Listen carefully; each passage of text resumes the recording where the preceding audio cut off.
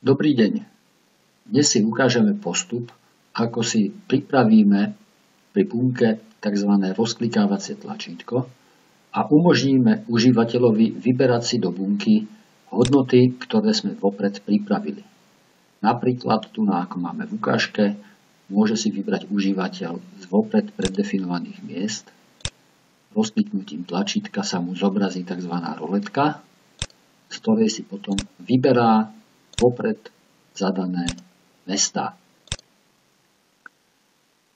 Tento nástroj, ktorý používame v Exceli, sa nazýva overovanie údajov.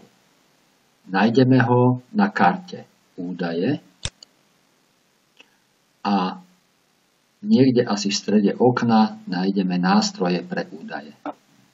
Úplne v strede máme ikonku overenie údajov. Postup 1 vlastne ukážeme, ako si tento zoznam pripraviť priamo pri bunke. Takže krok 1 je ten, že sa klikneme do bunky, kde chceme pripraviť tento zdroj. Na karte údaje prejdeme na overenie údajov a vyberieme si, prosím, na karte nastavenia overenie typu zoznam. Okamžite sa inicializuje pole zdroj, kde vlastne Excel očakáva od nás zadanie údajov, ktoré budeme do bunky zadávať. My si vyberieme trebárs ovocné stromy, takže do zdroja píšeme potom týmto spôsobom. Jabloň, oddelovač jednotlivých údajov je bodkočiarka, hruška,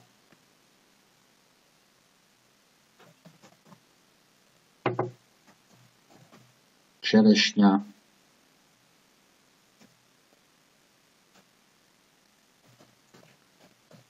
marhuľa.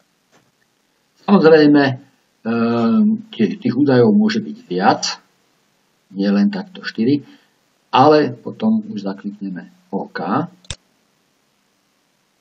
a následne sa pri bunke vytvorí toto rozbaľovacie tlačítko. Tu si už môže užívateľ vybrať hoci akú hodnotu. Postup číslo 2 si ukážeme vlastne, ako zadefinovať v zozname už do bunky zoznam, ktorý je vopred v Exceli pripravený. Toto sa používa hlavne, keď máme viacej premenných, ktoré sa nám nechce písať, ale už niekde v Exceli takýto zoznam vytvorený máme. Postup. Klikneme sa na bunku, ktorú chceme overovať. Opäť na karte údaje prejdeme na overenie údajov. Vyberieme opäť typ zoznam a teraz do zdroja vlastne vyberieme zoznam, ktorý máme už zadefinovaný. Excel nám vlastne napísal, že zdroj údajov je v bunke od M4 do M10.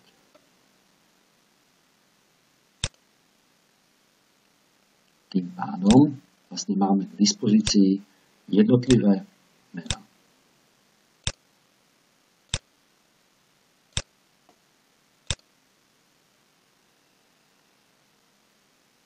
Ďakujeme za pozornosť a tešíme sa na ďalšie stretnutie.